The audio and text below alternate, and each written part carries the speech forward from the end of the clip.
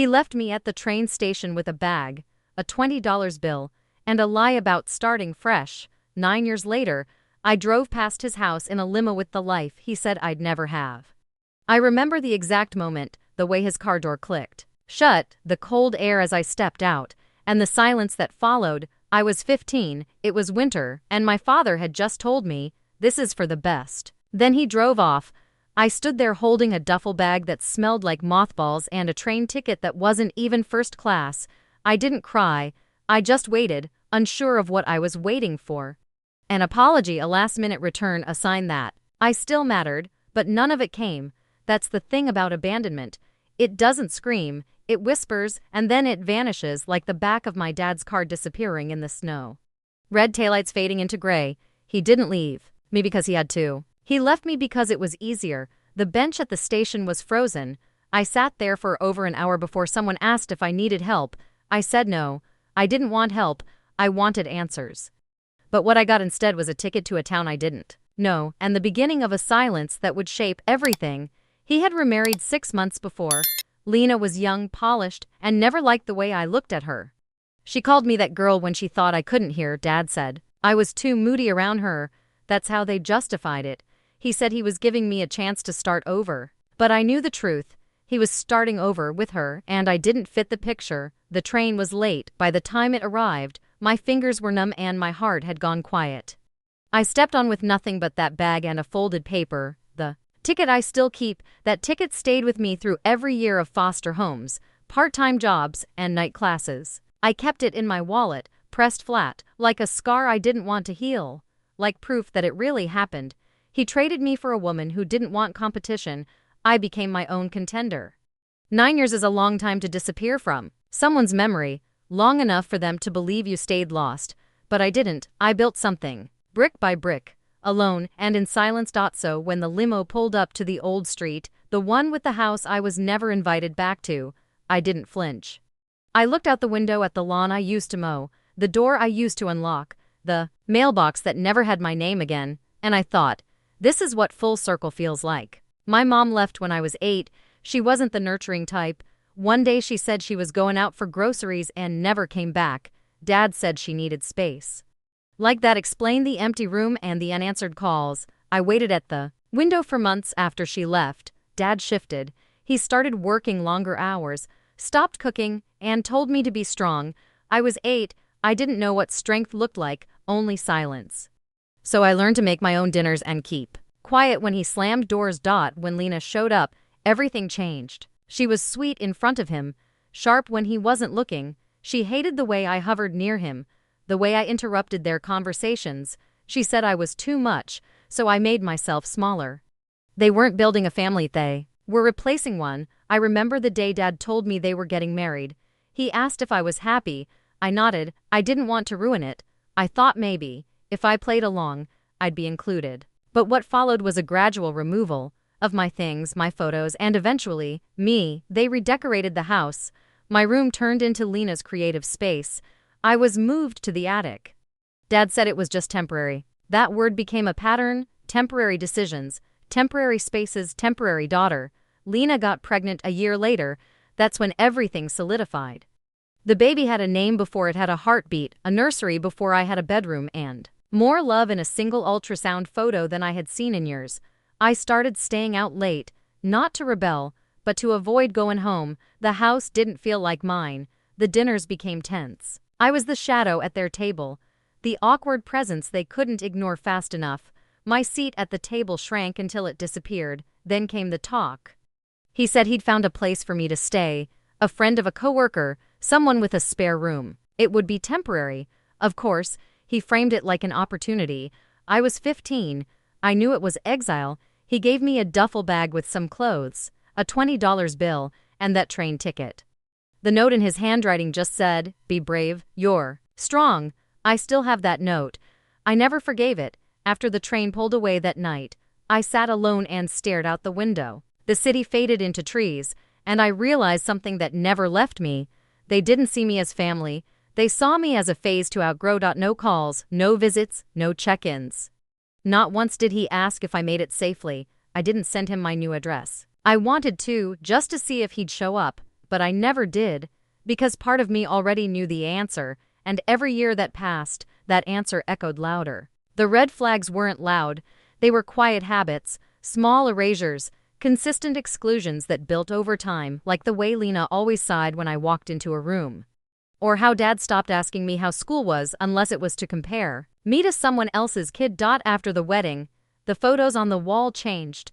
The ones of me disappeared, replaced by portraits of them in vineyards, smiling with flutes of champagne. I searched for my face and found none. I asked once, Lena said, "We're just updating." Dad stopped saying my daughter. He started calling me Jess, not affectionately, casually. Like a distant cousin you tolerate at reunions. They didn't cut me off, they faded me out. My report cards were perfect. Not that anyone noticed. Chloe got attention for crawling. I got silence for surviving. I started hiding my achievements. It hurt less than watching them be dismissed. Holidays became awkward. I was given separate stockings, off-brand gifts, and fake smiles. Lena would organize family photos and ask me to take them. I held the camera while they posed. Once, I came home late from a study group. Dad changed the locks without telling me. He said it was for safety. I slept outside on the porch. No one let me in. That night broke something I didn't know I still had hope. At school, I lied. I said I was staying with extended family. I said my dad traveled a lot. I said Lena was sweet. I created fiction because the truth felt like begging for pity. I stopped speaking up because silence got better results. When I got accepted into a youth program across the state, I was ecstatic. It meant escape. It meant freedom. I told Dad and waited for a reaction. He nodded and said, "Sounds like a good fit." Like I was a problem being transferred. Lena didn't even pretend to care. She asked if I'd be taking all my stuff, as if I had any left. My drawers were empty. My childhood was already boxed away in a garage I couldn't access. The week before I left, they hosted a family dinner. I wasn't invited. I only found out because I smelled the food when I got home and heard them laughing inside. I wasn't hungry after that. Then came the final week, the talk, the duffel bag, the train ticket, the be brave note, and the drive to the station in silence. The silence said more than any speech ever could. It was clear I was no longer a child in need of love. I was a task to be outsourced. The train station was nearly empty. A soft fog hung in the air like a warning I couldn't read. Dad parked the car, left the engine running, and opened my door like it was a favor. I stepped out holding the duffel. He didn't take it. He didn't hug me. He handed me the folded ticket and the $20. His voice cracked, maybe out of guilt or just the morning chill. "I think this is best. You'll have room to grow." I looked at him and nodded, too numb to ask the only question that mattered. Why not grow with me? He didn't wait for the train. He got back in the car, rolled down the window and said, "Call me when you're settled." Then he drove off. No goodbye, no backward glance. Just taillights swallowed by morning mist. I wasn't given away. I was released like something inconvenient. I sat on the bench, holding that bag like it could hold me back together. Other people came and went. I stayed still, watching the tracks, hoping maybe he'd return, hoping this was a test and I'd passed. But he never came back. No phone call, no Lena saying, "We changed our minds," just silence, thick and final, when the train arrived. I stepped in like someone walking away from their own name. The ride was cold. I clutched the note he wrote, "Be brave," as if it could heat my hands. I wanted to rip it, but I didn't. Instead, I folded it again and slipped it into the side pocket of my bag. The house I arrived at was clean but distant. The couple who took me in were kind, but I wasn't theirs. I learned how to shrink myself into corners, how to apologize without speaking, how to stop expecting birthdays. Every holiday after that, I waited for a call, a card, a text, something, but none came. 1 year, I sent a letter, no reply. Not even return mail, just proof that I was gone and forgotten. They didn't erase me, they rewrote the story without my chapter. I saw photos online. Lena had another child.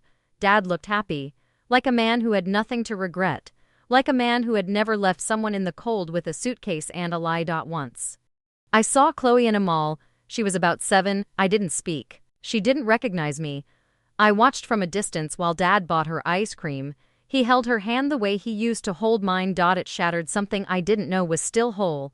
That night, I cried for the first time in years, not because I missed them, but because I realized I had been replaced so easily, efficiently, without mess, like switching photos in a frame. That was the betrayal, not the moment he left me, but how cleanly he moved on. The years that followed weren't dramatic. They were quiet, heavy, slow. I drifted from one host home to the next, always polite, always grateful, always silently angry. I never got in trouble. I didn't have the luxury of rebellion. At school, I smiled, I studied, I kept to myself. People called me mature. They didn't know it was survival. I didn't want to need anyone, because needing led to loss. And I was tired of losing. I got my first job at 16, a diner, night shifts, tips in crumpled bills. I kept the ticket in my wallet, just behind my ID. It was old by then, the ink fading. But it reminded me of the moment I stopped being someone's daughter and started being someone's burden. I didn't heal. I adapted. Every birthday passed quietly. I never told my coworkers. I never posted online. I learned to find comfort in invisibility. It hurt less when no one remembered. College felt like a myth. But I applied anyway. Community classes, part-time, schedules, scholarships with essays that bled. I wrote about resilience like it was a gift. It wasn't, it was a scar. Sometimes, I imagined walking back to that house and knocking on the door, just to see if he'd open it, but I knew better. I'd read enough silence to know what the answer would be. One night, I saw a job opening. A startup looking for admin support. I applied with zero connections, only the force of everything I'd built alone. I got the call, I got the job. And for the first time, I felt something close to possibility. Still, there were days I broke, nights I lay awake replaying that drive, that station, that sentence, "You'll have room to grow." He meant grow away, grow out, grow alone. My strength was their excuse, my silence, their permission. I told no one about my past. Not at work, not in class. I built a version of me they could respect, professional, polished, whole.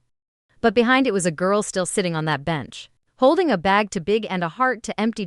Every promotion felt like survival, not success. Every compliment felt like a lie they hadn't uncovered yet. I waited for someone to say, "You don't belong here." I'd have believed them, but I kept going, because what else was there? I didn't know joy, I only knew motion, and that felt safer than standing still, until the day someone at work asked if my parents would attend our company awards gala. "You should invite them." She smiled. "Make them proud." I nodded politely. But something cracked, not because I couldn't invite them, but because they'd never earned the right to be proud of me. I didn't invite anyone to the gala, but I bought a dress, black, clean lines, sharp shoulders, nothing soft. I wanted to look untouchable. I wanted to feel like armor that night. I stood in front of the mirror and whispered, "You made it," even if they never saw you. When they called my name for the Rising Leader Award, I walked to the stage with steady feet and a smile that had taken years to earn. People clapped. I held the mic and said, "This isn't for who raised me, it's for who I became despite them." The room went still. Then the applause grew louder, but my hands were shaking. Not from fear, from the realization that I was finally seen, fully, without conditions. I didn't rise above them, I rose without them. The next morning, I drove past the old neighborhood. I hadn't been back in almost a decade. I didn't plan to stop, just to see. But something in me said, "Finish it." I parked across from the house. It looked smaller, the lawn unkempt. A different car in the driveway. Still, I recognized the curtains, the porch light, the gate he once fixed with my help. I reached into the glove box and pulled out the old train ticket. It was fragile now, worn thin, but it still held weight. I stared at it for a full minute before I got out of the car. I walked up to the porch, not to ring the bell, but to leave something behind. I slid the ticket and a small envelope beneath the door. Inside was a photo of me from the gala. On the back, I had written, "You said I'd grow. You just didn't stay to see it." I didn't wait. I didn't care if he read it. It wasn't for him. It was for the girl who needed to know she was never the problem. He left me to disappear. I returned as proof that I didn't. Back in the car, I exhaled. A sound I hadn't made in years. Not a sigh. A release. I looked in the rearview mirror and didn't see the girl he left. I saw the woman I'd built. Driving away felt like shedding old skin. The farther I got, the lighter I felt. No sadness. No regrets. Just distance that finally felt like freedom. At home, I packed for a trip. Bali. A conference. Fully funded. This time because they needed my voice. I looked at my suitcase. then at the red duffel I had hidden in the closet all these years. I pulled it out, emptied it, and placed the gala photo inside, a new memory for an old wound. A replacement for a ticket that no longer defined me. I zipped it shut and smiled. The revenge wasn't loud, it wasn't angry. It was the quiet way I started living without ever needing to look back. I didn't block them. I just stopped leaving space for them in my thoughts. In my life, in my plans, I started mentoring girls. From the foster system, I told them your value isn't defined by who kept you, it's defined by what you keep becoming. Their eyes lit up like I had said something sacred. One of them asked if I had family. I paused, then said, not the kind that stayed. And it felt true, without bitterness, just fact. Like saying the sky is blue, or winter comes after fall. I didn't get closure, I became it. A month later, I got a letter, handwritten, from Lena. She said Greg was ill. She said he wanted to reconnect. I didn't cry, I didn't respond. I folded the letter and slid it behind the photo from the gala. He didn't deserve the version of me I had become. He left a child. He would never meet the woman. That was his punishment, and my peace. Friends asked if I'd go see him. For what? I replied. I'm not a missing piece in his puzzle. I'm the picture he refused to look at. I didn't burn the letter. I didn't throw it away. I kept it in a drawer with the ticket and the photo. A trilogy of truth, not for revenge, but remembrance. Every year on the anniversary of the train station, I take a walk. I wear black, not to mourn, but to remind myself of what I survived. I buy flowers and leave them on a random bench for someone else's pain. For the next girl, he gave me abandonment. I gave myself arrival. Sometimes I wonder if he ever looks out that same window and regrets it, if the porch ever reminds him of what he let go. But I don't stay in that thought long, because I've learned that wondering about someone who erased you is a waste of breath. I built a business, a life, a name, without his hand, without his help, without his shadow. People ask where I got my drive. I smile and say, from being dropped off with nothing but a bag. They think it's a metaphor. I know it's not. The day I got the keys to my office building, I stood outside, alone, holding the red duffel. I set it down on the floor, zipped it open, and placed the photo inside the front drawer. Then I locked it. Not to hide it, but to anchor it. That pain built this place. I just chose not to decorate with it. The morning of my keynote speech, I woke up before the sun. I made coffee, sat by the window, and opened a new journal. On the first page, I wrote, "Forgiveness is just letting go of the hope they'll ever understand." I dressed in a tailored suit, clean lines, no apologies. I pinned a silver brooch on the lapel. A train, a quiet symbol only I recognized, a reminder of where the journey started and where I decided to end it. Outside, a limo waited, not rented, mine, a company perk I never thought I'd claim. As I stepped inside, I didn't feel pride. I felt something better, stillness. He left me on a platform. I built my own tracks. The driver asked if I had everything. I looked down at the seat beside me. The red duffel, now worn but dignified, rested there like an old friend. I nodded. I've got it all. As we drove past my father's neighborhood, I didn't turn away. I looked straight at the house. A woman was trimming hedges. A kid's bike lay in the yard. Normal life, his new life. The one he chose. At the stoplight, I rolled down the window. The gate was closed, the mailbox full. I reached into my bag and took out an envelope, the gala photo, the speech transcript, and a second note. "This is who you left behind." I asked the driver to stop. I walked to the gate, slid the envelope through the slot, and left without knocking. I didn't need him to answer. The message was already loud enough. They erased me from the story. I signed my own name at the end. Back in the limo, the driver asked if I wanted music. I said no. Silence felt good. It didn't remind me of abandonment anymore. It reminded me of control. At the event, I stood before hundreds. I spoke of legacy, resilience, and identity. Not once did I mention my father, but his absence echoed between every word. And no one missed him. Afterward, someone asked what pushed me to build what I did. I said, being left behind teaches you two things: how to disappear, and how to make sure you never do again. That night, I returned home, took the train brooch off, and placed it beside my new journal. I folded the old train ticket one last time and tucked it between the pages. Then, I closed the book. Image final: a silver train pin on black fabric, a red duffel by a closed journal, and a woman walking away from the house that forgot her. Into a life that never will. Phrase final. He took the train home, I took it forward.